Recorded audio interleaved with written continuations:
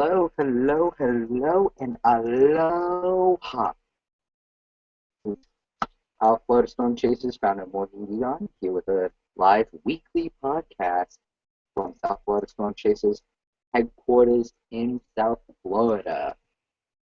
Here today we will have a presentation created by me for discussing what our company is all about and what specifically we want to do.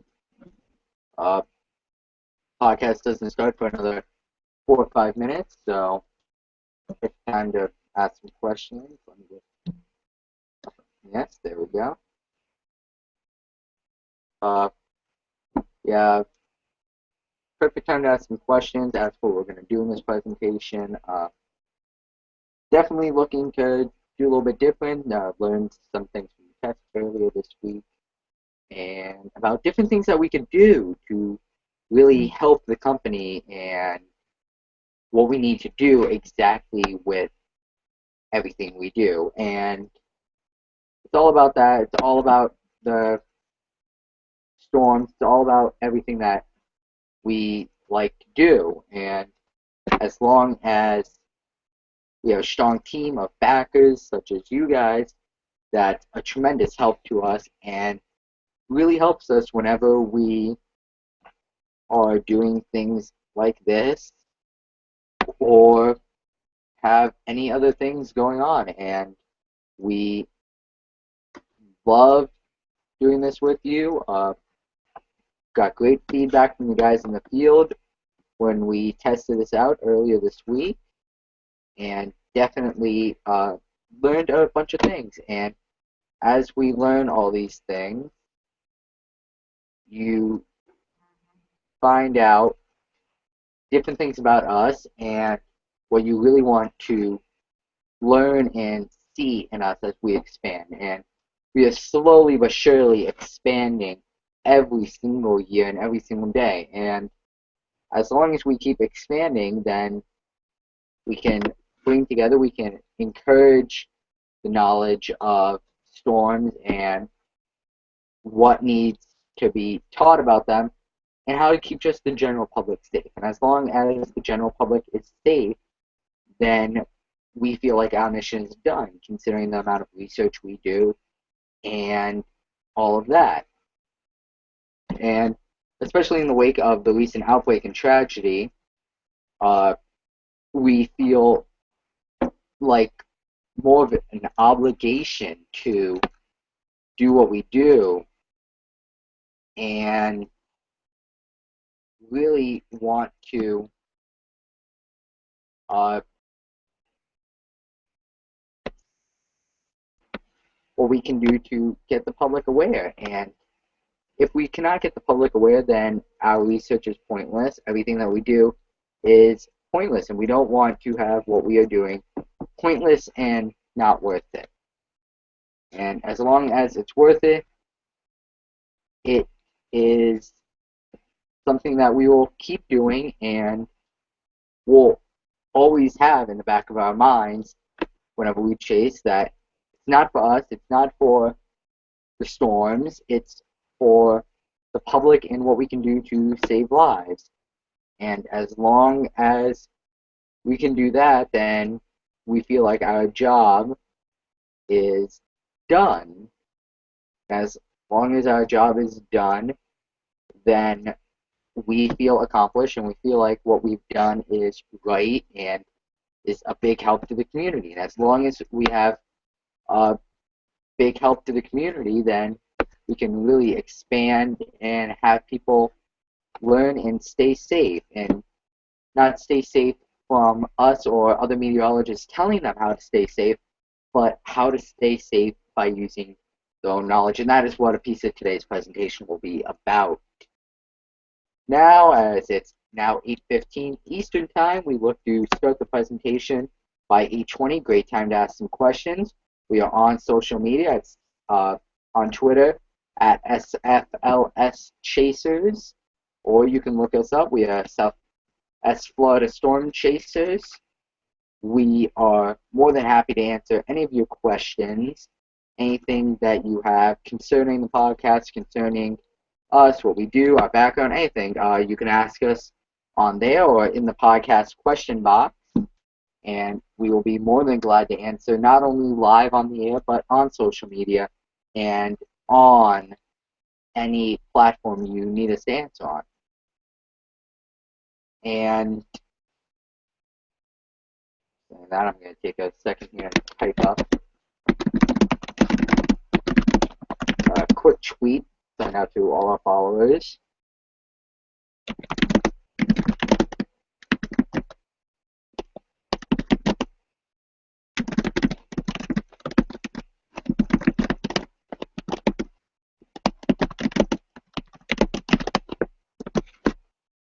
And we are huge on social media. We love social media. We see it as a new way for people to learn and be taught. And as long as people learn and are taught, then you don't have to worry as much about the possibilities of death and injury, because you would hope that people could make decisions for themselves and for what they want to do. And as long as we have that behind us, that is a tremendous backing to our efforts, to our research, to everything we do. And with as long as we have the support of you guys and anybody that follows us, it definitely helps us grow, and while growing, find new ways to teach the public and educate the public about what exactly they need to do. And again, that is what a piece of today's presentation is about, a large piece of it actually. It's about our research and what we have done to really help the public and show the public, oh, this is what needs to be done. This is our new understanding of the storm. This is what we take as what needs to be taken. It's all the things that we believe need to be done. It's the things that we've done also to help, not only in our probes and the use of technology to advance tornado sciences like we try.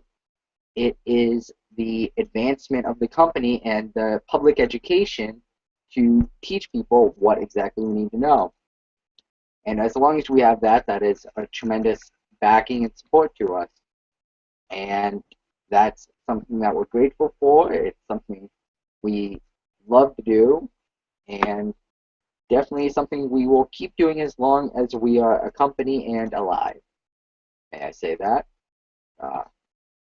But to the people now just arriving, welcome.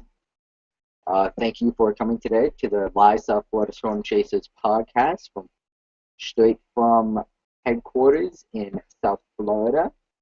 We are looking today to spread education of not only storms, but what we do to educate the public and to get kind of a feedback in not only that, but a public knowledge of what exactly we like to do. As long as we have that public knowledge, that makes sure that our mission is fulfilled. Saying that, going to be putting the PowerPoint up momentarily to start off today's presentation. So you see live podcast, and we have our PowerPoint right here. Let me get this up. Here we go. South Florida Storm Chasers, an overview by me, the founder, Morgan Guigon. We will be discussing an overview of the company's history and how we got to where we are today and what we are continuing to do to educate the public through our work. Our history, we were inspired by Hurricane Wilma in October of 2005 when it made a direct landfall on the South Florida West Coast with an extremely large eye. The eye was of quite good size, and if you see our headquarters is based around here, we did pass directly through the eye, and of the most intense eye wall around the backside of Wilma. This is not a common way for hurricanes to hit Florida, going through the west coast and out the east coast. It is normally opposite, but this one allowed for multiple new ways that hurricanes are influential and can be seen as damaging to be arisen, such as in the South Florida Keys, where there was not only flooding when the winds came in and drove the storm surge in, but as the winds went out and the surge came in from the Atlantic. This was extremely interesting to us and was the topic of many studies and talks after the storm. So we started very soon after Hurricane Wilma, and our basis for chasing and intercepting hurricanes was for videography and photography. We didn't have the scientific backing that we have today. We were mostly just one of those old teams that did it for the film to sell to media stations, and if we couldn't do that, then we didn't see a point in chasing. And then 5 years later, we started chasing in the Great Plains with multiple teams and a large amount of open education to teams. Now here we have the early years from 2005 to 2009. We consider these the early years in our history. This is a time that we really didn't do much. It was mostly a few hurricane chases, and they're mostly confined to the South Florida region, but they expand up and down the east coast and west coast of South Florida. We started with, like previously said in the last slide, a direct intercept of Hurricane Wilma in the South Florida region, and we then soon after, due to budget as a small team, could only afford to chase the sea breeze boundary setups where the sea breeze met the land breeze and formed these thunderstorms very rapidly, such as the one here, and provided a good setup for photography and videography.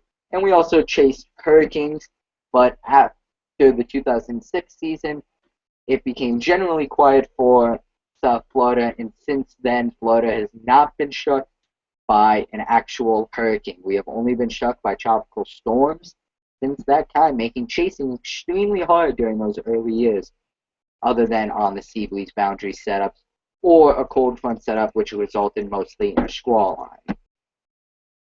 But in 2009, we faced a change. 2008 was an extremely busy season for tornadoes in Florida.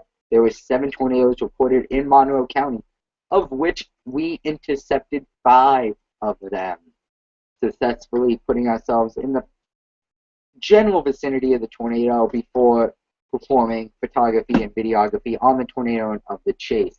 This promoted advanced tornado research and a greater push to chase in the Great Plains. After we saw the beauty that came with some tornadoes, especially the ones in Monroe County, which was an extremely unpopulated area, and of waterspouts such as these, which most of the time occurred over open water and yet sometimes did cross over the Florida Keys, which allowed for prime intercept opportunities. These pushed for a study into how they exactly happened and what we could do to inform the public about them and what they could do to stay safe from these. Currently, from 2010 to 2014, we have grown to consist of 7 teams under one company name of South Florida Storm Chasers. We are based across the entire country. Half the year I am based here in Florida, the other half I am based in Dallas, Texas. We have teams based in Oklahoma City, Dallas, Atlanta, in Kansas City, and one in Denver, and also one in Ohio. That is a new addition that is not included on this PowerPoint. Most days we have 5 teams out chasing the setup. This is mostly slight risk days with a lower end chance of tornadoes. But on bigger days, such as the recent outbreak, we have most teams, if not all 7, on these bigger days, where we would focus on research through probe development. Now, due to copyright, no, not copyright, but infringement, we have not put a picture of our actual probes up here due to theft we have previously seen in our ideas.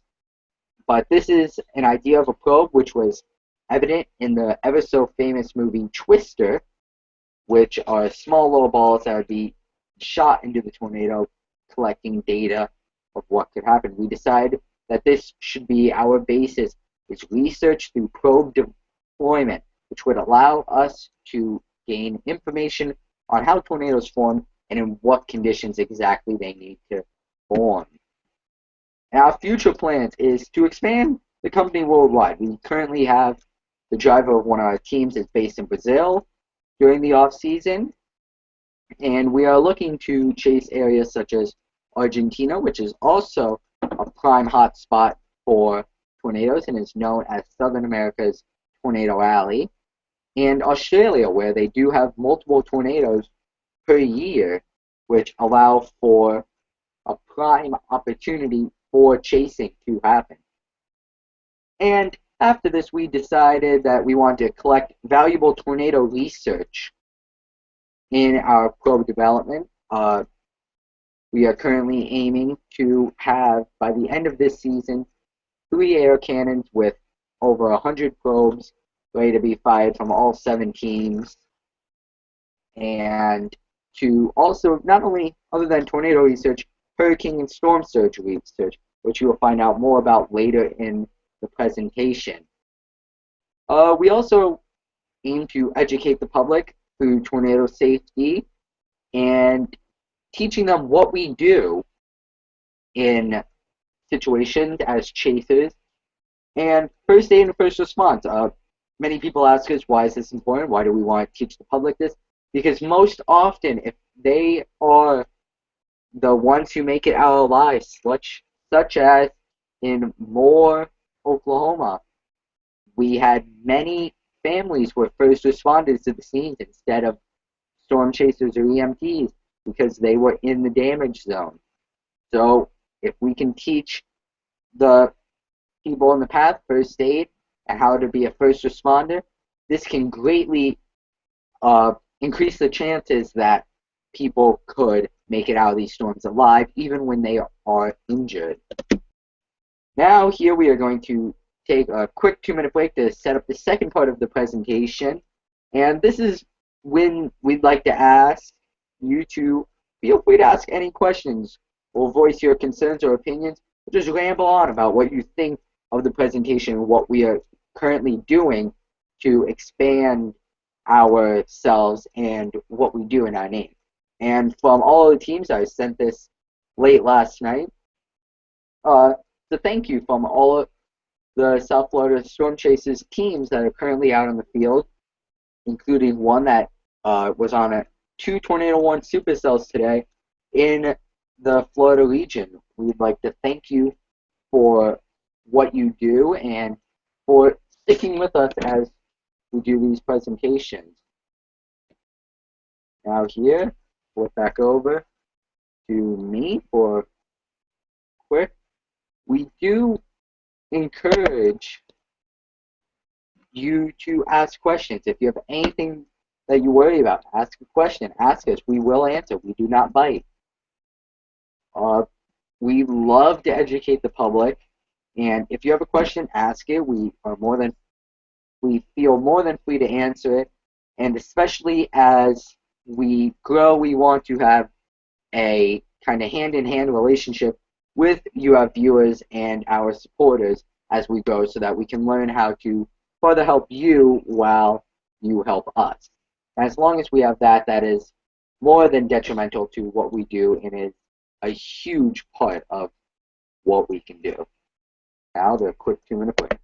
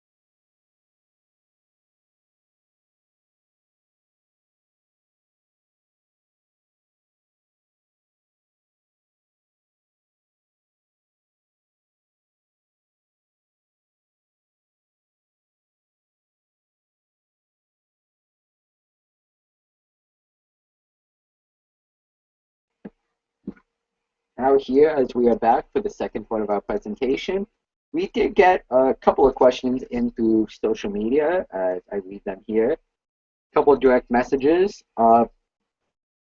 Why do you do what you do?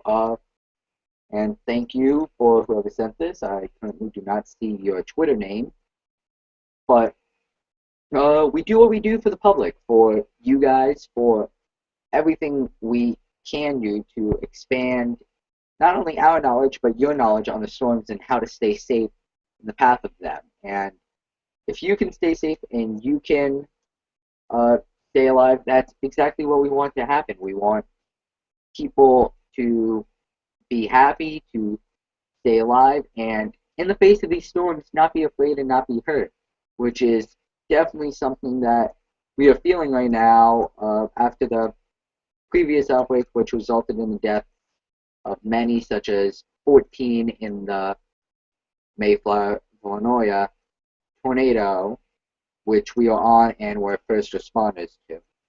Damage there was extremely bad, and we did have 3 to 4 teams chasing that tornado at all times. But another question was, how do you deal with the stress that some of these can cause? Really don't.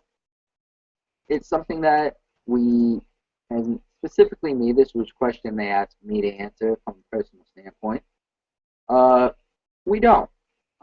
Technically, a lot of the stress I forget about. I do see faces at times, and it reminds me of them, but no, I don't. And normally, as the founder, I do not like to share about my personal life, but I do have a girlfriend that I come home to that is extremely supporting of what I do, and she knows exactly why I'm doing it and for whom I'm doing it. And as long as I have this type of support behind me, it is an extreme help, because it's something that you can just let off steam to and really just know from constant reminder, oh, what I'm doing is right, what I'm doing is right. Yes, it's helping not only us, but other people, and in the face of these extremely dangerous storms. But as I say that, we are off to part 2 of the presentation, where just flip over to part 2 real quick. Yeah. On part 2 of the presentation. Here we go. Up. Didn't need to do that. Sorry. Little technical difficulties. Oh, here we go. Part 2 of the presentation is about our research and exactly how we do research and what type of research we aim to do and do. We have developed an air can deployment system for the probes, which can launch the probes easily 300 to 400 yards for only 240 psi of air pressure in 2 3-inch wide air PVC pipe chambers, which makes these air cans extremely cheap to make and also extremely hardy in the elements and conditions that we are in. And the next thing that we have done is the Storm Surge Camera Probe, which is a probe that has a camera about 4 to 5 feet off the surface, pointing down at storm surge, so you can see exactly how the storm surge forms as it points in and comes slowly up and up on the ocean. This is one of our newest camera probes and has not been successfully deployed yet, as we have not had a storm that has impacted a Florida beach or a beach favorable enough for us to deploy the Storm Surge Camera Probe. Next thing we have on all of the vehicles, we have weather stations and also some of the probes attached to them.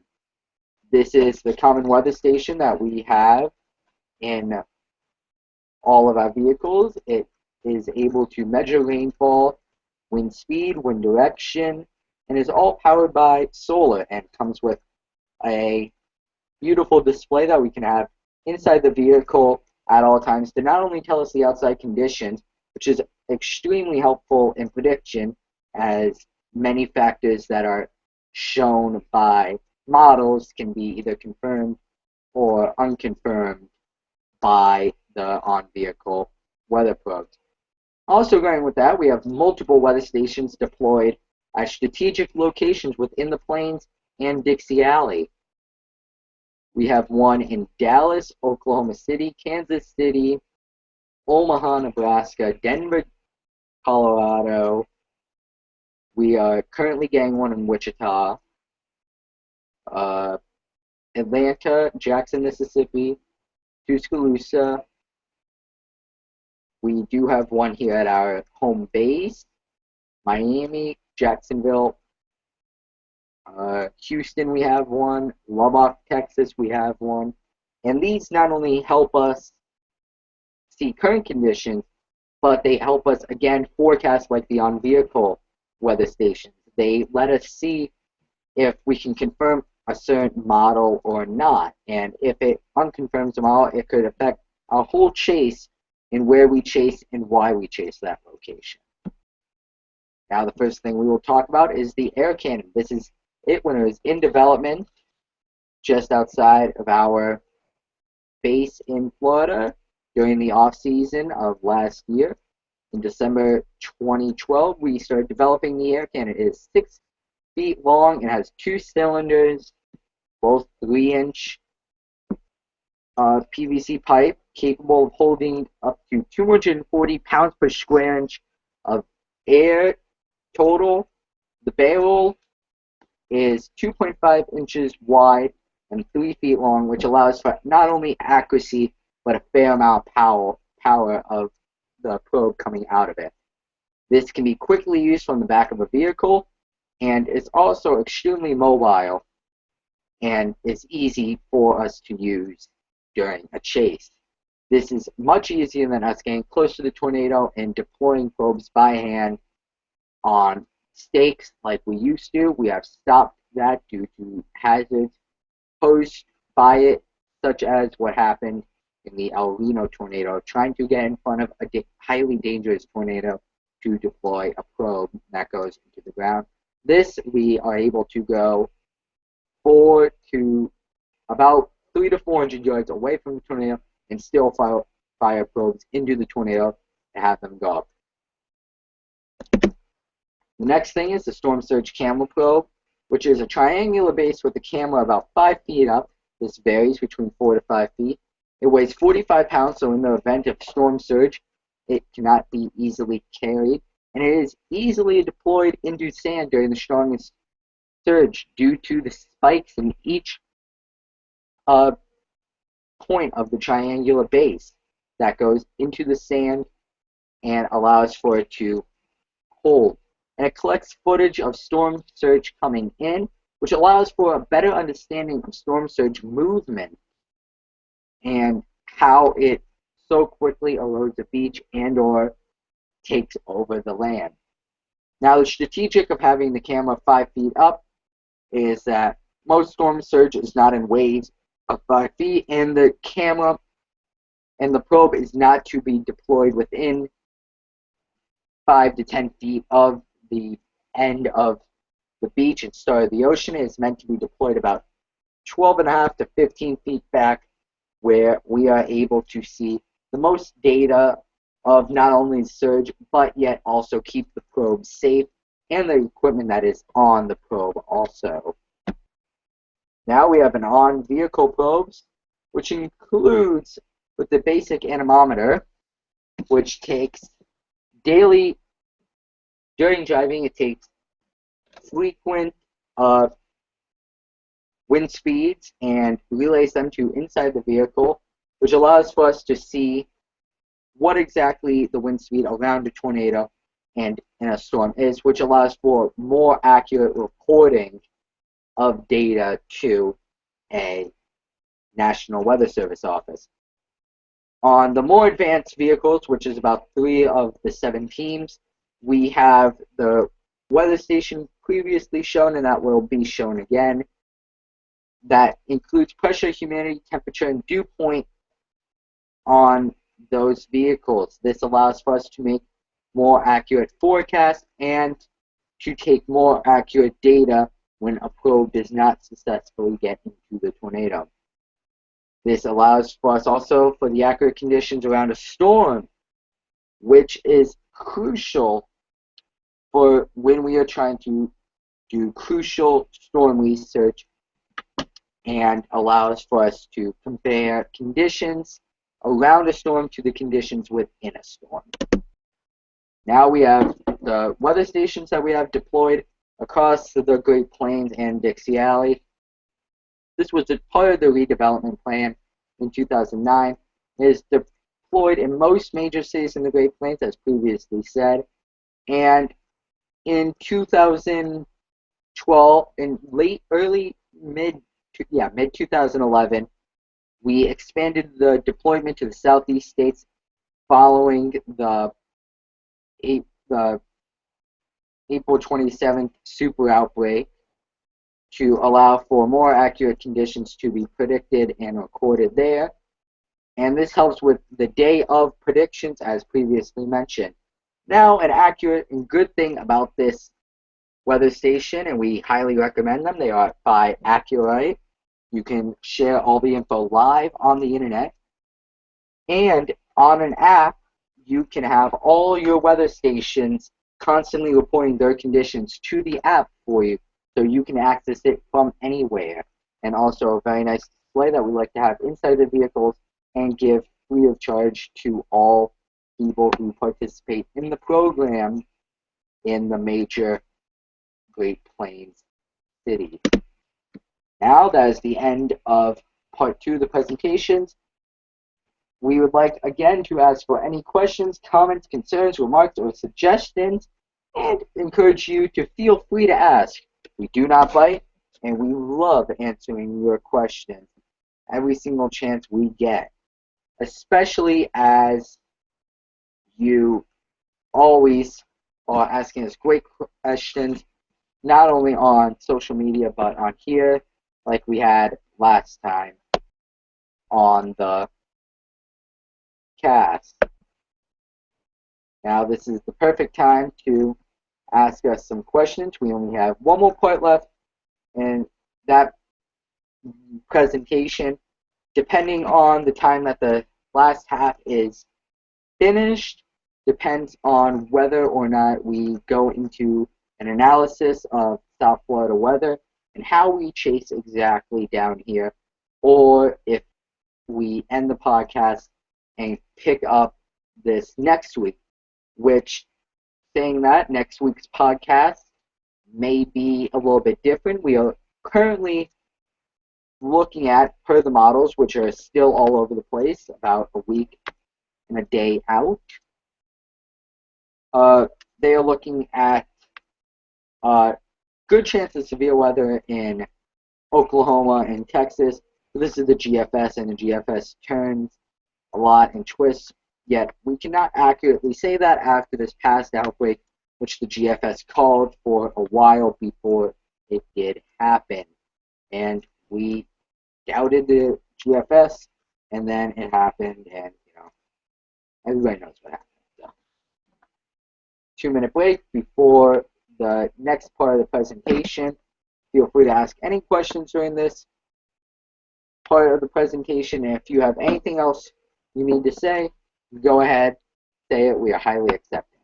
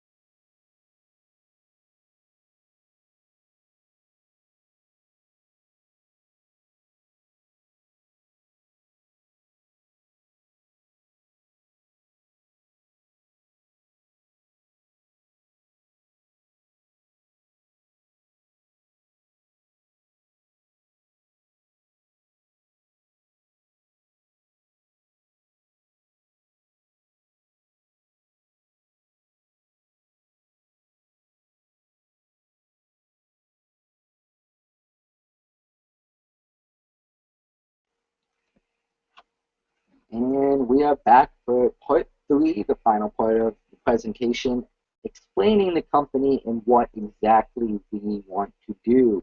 This part will more highly discuss public education and how we plan on doing it and how we do currently do it. And here we go. Public education by the South Florida Storm Chasers. Our goal is to save lives through education. Now, this shows a picture that's very close to our hearts is the wait a second. Wait. I got the change screen around there, yes. Oops. Here we go. There we go. Public education. Our goal is to save lives through education. Now, before I go any further, the picture right here is of our friend, family, colleague, and mentors, Paul and Tim Samaras and Carl Young, who were tragically killed in the May 31st El Reno tornado, which also damaged our vehicle.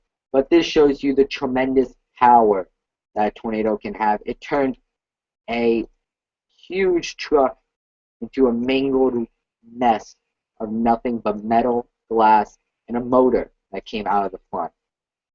It is extremely unlikely to have this ever happen. And as you can see, just back in here, this is actually the airbag of the vehicle, and you can see where they would have been sitting in this area. But this allows for smarter decisions by the general public, such as discouraging chasing by inexperienced people. This prevents the acceptance of chasing as easy and not dangerous. We highly stress this. Chasing is not easy. Chasing is not something for the general public. If you do not know how to chase, if you have never chased before, don't do it without consulting or at least chasing. Better, without chasing with more experienced people first for at least 2 years is what we recommend at South Florida Storm Chasers as the minimum.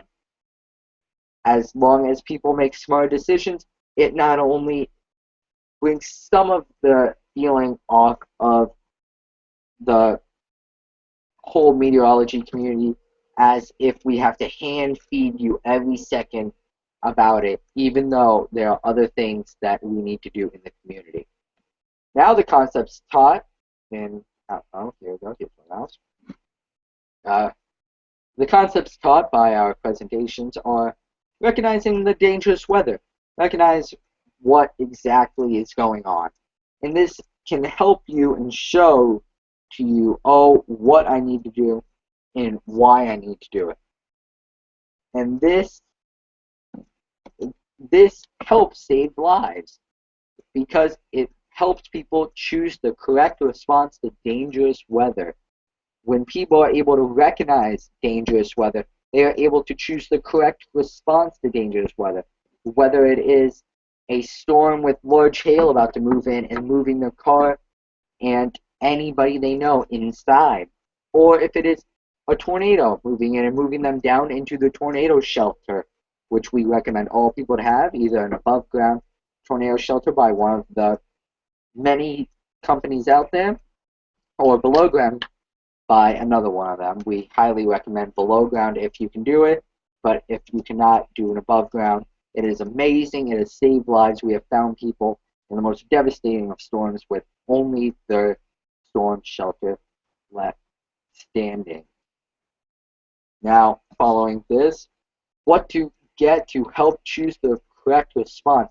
Again, shelters, evacuation routes, anything that you need to know in order to choose the correct response that gets your life out of danger.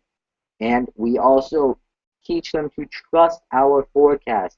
Even though maybe a week or two out, there's a fair amount of time that we can predict excuse me, we can predict a fair amount of what happens more than 3 days out. And especially within that 3-day period, there's a very good chance that most meteorologists know what is going on and what will happen. And if you are in a danger zone, start preparing to choose the correct response to the dangerous weather that they state is specific for your region. And even beyond that, prepare for the things that could happen but aren't likely, such as if you're in a slight risk for hail, yet there's a 2% chance of a tornado. Prepare for that tornado. We have had days where they don't form exactly in the higher risk areas. We also like to teach the discouragement of certain behaviors, such as storm chasing without the correct knowledge or experience, and the consequences that come with it. This is something that is huge after last year on El Reno, where there was an amateur chaser. It was his first time. He was a local resident of El Reno. He decided to go out and chase this extremely dangerous supercell. He was killed. Easy as that. He was killed. No experience. He drove right into it while recording video on his mobile phone. This results in deaths. Even if you're not chasing, if you hear on the news, oh, tornado warning for your area, and you get in your car, you are instantly putting yourself at an extremely high risk. Had the El Reno tornado lasted longer and hit one of the major highways going south out of Oklahoma City, it would have been an extremely mass casualty situation with probably the deaths of over 5,000 likely. We also discourage gawking at damage areas. Gawking is such as that people do at accident sites, where they see the accident site, they slow down, they just look at it and take it in. If you are at a damage area, don't just gawk and be like, wow, this is amazing. Turn around, help, give whatever you can. This is an example. This tree was torn down by a tornado in North Carolina, and this chase group, it was a chase tour group, they decided to pull off, and even though there was a town up ahead with some minor damage where they could have offered their assistance, they decided to take a picture with the underside of the tree that was knocked over by a tornado. This is gawking at damage. If this had been a house and they did this, this would have been highly disrespectful. This was also highly seen in the damage areas of Hurricane Sandy. Where Hurricane Sandy hit, there were a ton of people from out of state and that had no right being there in the area looking and watching the damage, all just for their enjoyment. We also discourage the using of vital resources in the face of disaster, such as the abuse of 911. We have talked to 911 dispatchers before where they know that the weatherman says, oh, hey, yes, you have a tornado coming your way, get in shelter, where they call 911 to ask for constant reports of where the tornado is. This uses vital resources. Your line could have been for a line for somebody that was seriously injured, or somebody that was injured in a car accident, or something much more serious than your concern about if the tornado is going to hit your house or not. If you're in a tornado warning, get down, get in shelter. No questions asked, just do it. Simple as that. Now we also like to have a meteorology education given to people of all ages, from little kids to adults. We love to encourage them and educate them about meteorology and what they can do. And this year we have done 3 talks to children by our chase teams, and we inform them to what they can do in the face of a disaster, how to keep people safe, and what they really need to know just to be safe. And we work to create the next generation of meteorologists, not storm chasers, but meteorologists. And by doing this, we encourage interest in the weather through storm chasing, through what we do, and through why we do it. If we are able to do this, then we can have meteorology be a constant reminder to people of how important it is. You do not hear many people say, oh, hey, yeah, I want to be a meteorologist when I grow up. No, you hear more people say, oh, I want to be, a lawyer or a doctor. we need to hear more people say, I want to be a meteorologist. I want to help predict the weather and save lives of many people. We do not hear this often. We also like to use stories and examples in our meteorology education, such as first response stories of what we see and examples of what we've seen in the field, from not only the damage, but the good things that come out of it. The people that have said, oh, doing what you do, it's because of your reporting that I got into shelter and I stayed safe. It's because of your Twitter account or anything like that that kept me safe. As long as we have that, that's an amazing thing that can happen, that can highly, highly encourage people to want to consider meteorology and how to stay safe in the face of these disasters and dangerous weather. Next thing, a quick touch on interviews in television. We have a strict no interviews from a team administering or that was administering help in the field. If we have a team administering help or they just recently administered help in a disaster area, they are a high want by news channels for their pictures or anything in that. We also have a high no pictures of damage. We refuse to take pictures of damage. We will only share other people's pictures of damage. We find it highly disrespectful to go in and photograph damage of lives that were just ruined by this dangerous weather. So we refuse interviews from the team within the first 12 hours after administering help in the field. Yet these teams do write daily information chase reports that are available to the media of not only the whole day of chasing, but of what happened when they reached the disaster. And again, 12 hours after they help in the field, they are available for a chase. They are available for an interview, or if the news station wants an interview immediately, they can contact me if I am not the team administering help in the field or chasing to conduct the interview for the team, on behalf of the team, for the team. Now, currently, we'd like to announce our upcoming events. It is the month of May now. It is May 2nd in sunny South Florida. And this is the typically busiest month for severe weather in the plains. Next month is the busiest for here in South Florida and the northern plains. We will be extremely active. You will be hearing a lot from us on our Twitter page and social media and more of these podcasts. We also plan on launching our website soon. We are having problems with our hosting server right now, so that is what is delaying us from getting the website up and running. And then we also have hurricane season. June 1st is the start of hurricane season. Even though it is forecast to be an extremely inactive season, remember that it takes only one, such as in 1992, where it's an extremely inactive season, but it only took one. Hurricane Andrew, that storm was.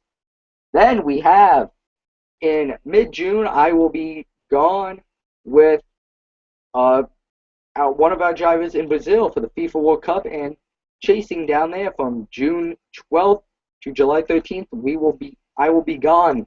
The social media will be led by our backup driver from South Florida, Don, and our backup founder and leader, Chris. They will be leading the backup for the social media and any podcast during that time. We will probably have a few podcasts, though, from Brazil during that time. From me, or the podcast will be stopped during that time for a break. And then also we plan, by the end of the summer into early next year, the release of a Florida-based storm chasing documentary. Now, due to certain circumstances that just recently popped up, this documentary may not only be based in Florida, we may have a chance to do it elsewhere, saying that we do not take video in the field.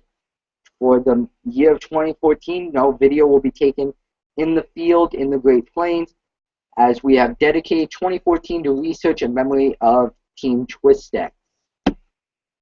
Now this is the time to say thank you for sticking with us during this presentation. We look to involve you more as we expand, and all 7 teams, of which 2 are chasing right now, thank you for watching and supporting us. And this is another call for questions, comments, concerns, remarks, or suggestions We love them. We love to hear them. We love to answer your questions and take your concerns, remarks, or suggestions into thought. As long as we can do this, that is something we love to do. Now here, just flip this back to me. Here we go. You'll see my beautiful face again.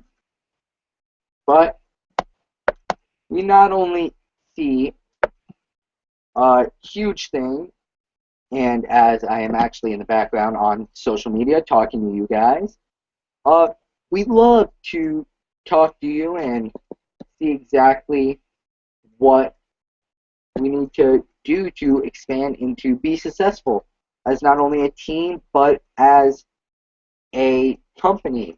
And even though we do not like to think of us as a business, we like to think of ourselves as an organized group of chasers that are divided into multiple teams.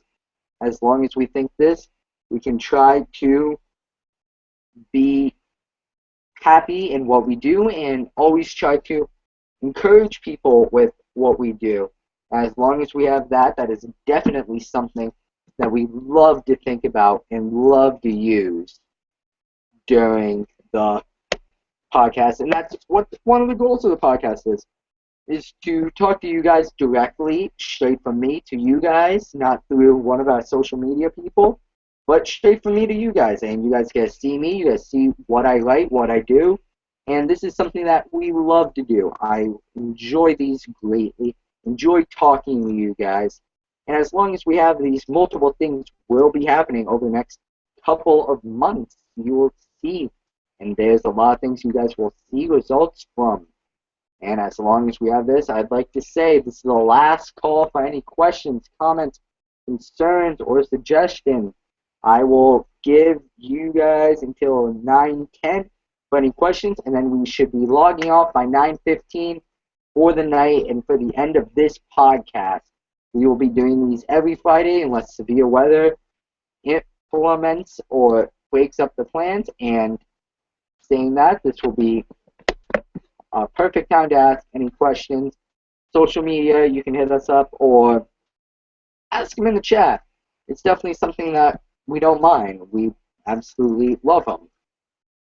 But saying that in the background, I'll bring this up just to show you guys. It's something that we like to do. Even though today really wasn't a huge day, we did have a couple of storms in the plains that well, not in the plains, but in the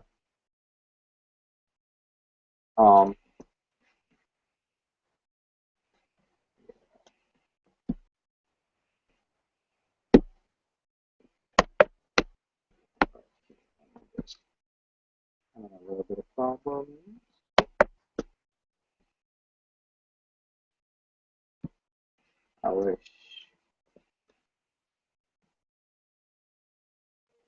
Our screen share doesn't seem to be working at the moment. Alright, here we go. Let's see if I can get this working. Oh, here we go. Oh, it was hiding from me.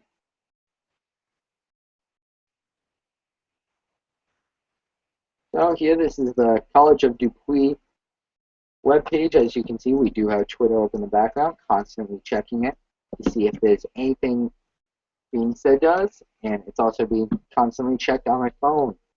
We like to, on the day of a chase, and also the day before, have a satellite and radar look from the College of DuPage.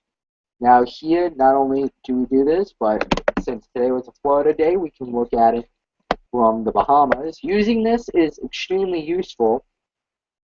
As you can see the evolution of storms, and due to the dying sun, I am going to have to change this to infrared.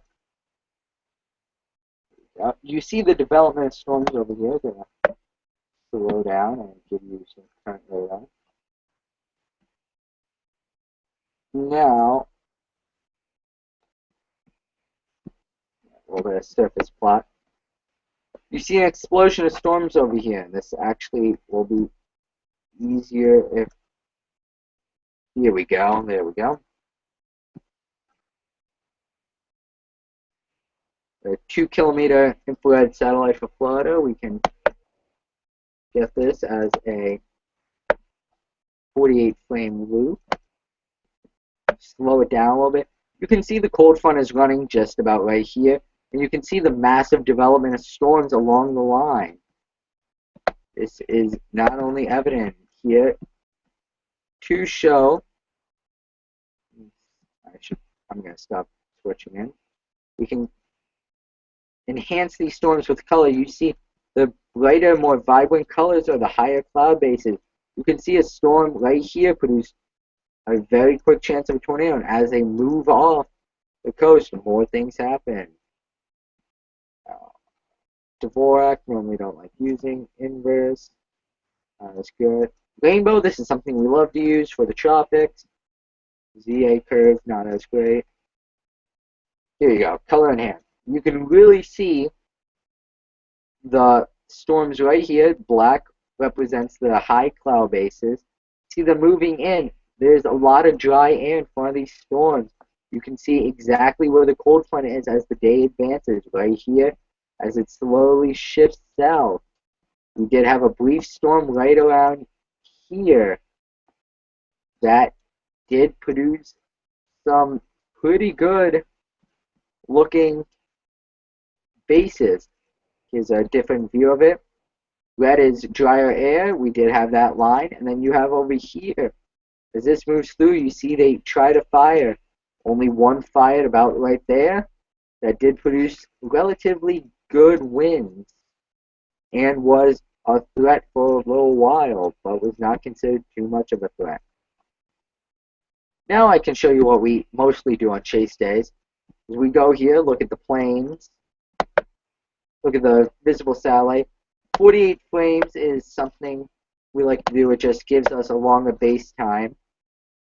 You can see here as we slow it down, the drop of an Arctic cold front. As you can see, this is moving extremely fast for the drop of a front, and is definitely something that has allowed for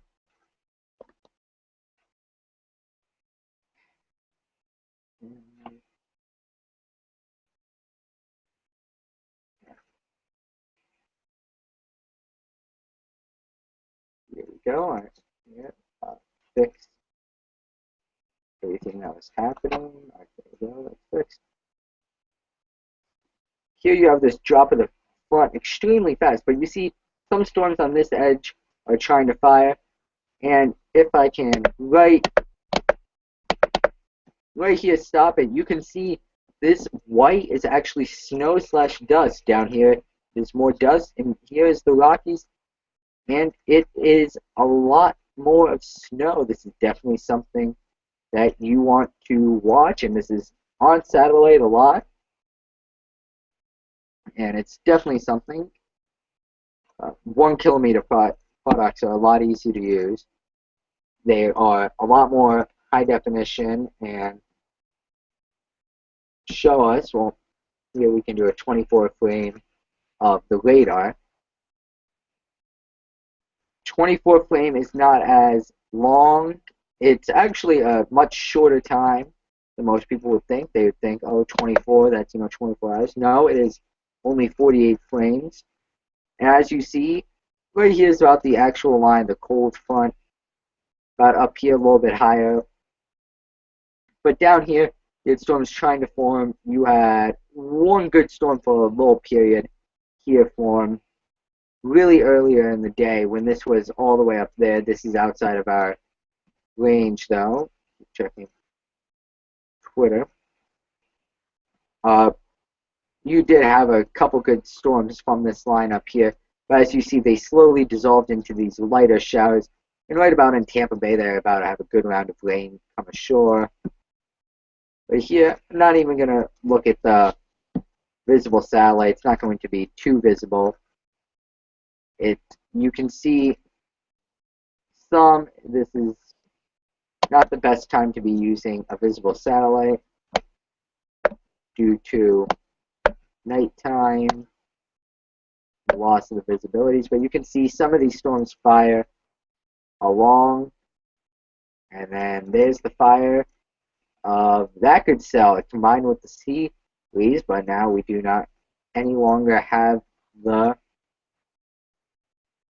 good amount of convergence in order from here in the sea breeze, which you can form around right here, to cause anything good to form.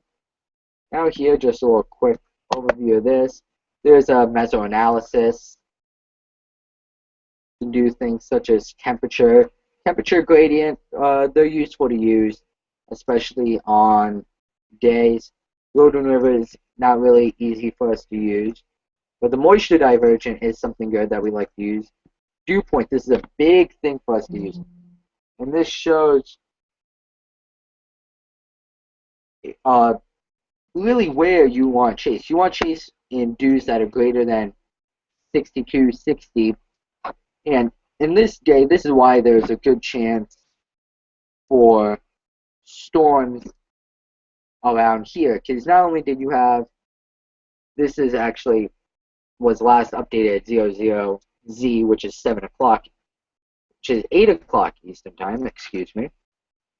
I am so used to changing it to Central Time and not Eastern Time.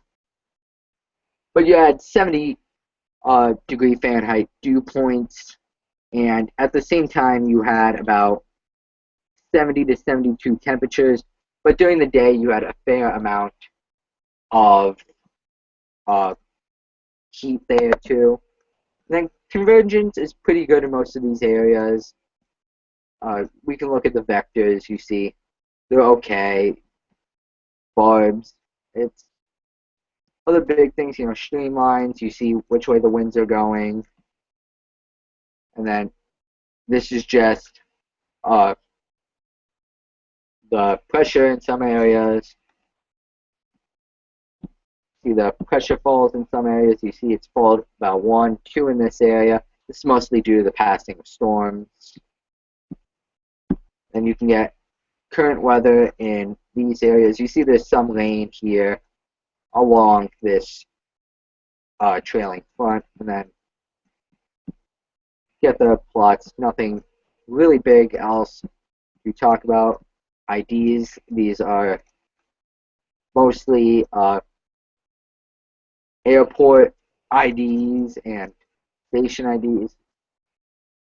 Oh well, this is actually a good time to show you this, but I will take away temperature and dew point.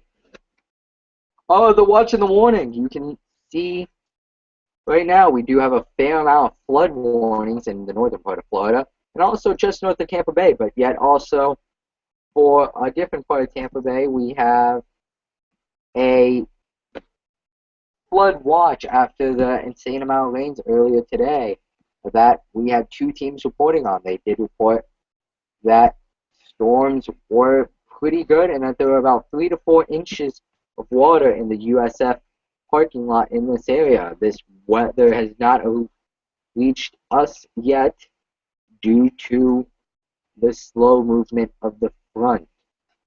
Now, that is where we are going to sign off for the podcast tonight. And we would like to thank you for being with us and enjoying this podcast. This was extremely fun to make and extremely fun to explain to you guys. And definitely something that we are going to be doing a lot more in the future. You'll see a lot more of me. You will see, hopefully in the next one, a guest. We were not able to get a guest for this one. But for the next few, you will definitely see things to come. So thank you for sticking with us. Thank you for being with us. Thank you and good night.